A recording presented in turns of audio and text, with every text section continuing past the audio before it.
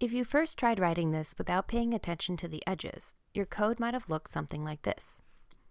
We can create separate horizontal and vertical blurring functions.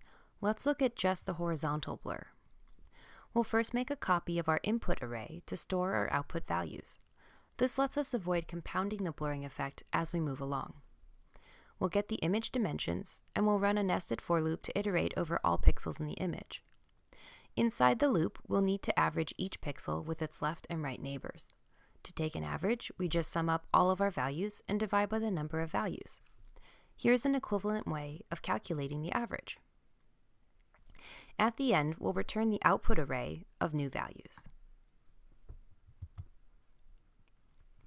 When we try running this, though, we get an index error. It looks like we're trying to access elements that are outside the bounds of the array.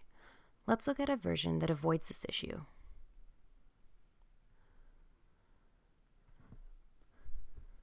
This time, we need to check that we're not trying to perform any operations that are out of bounds.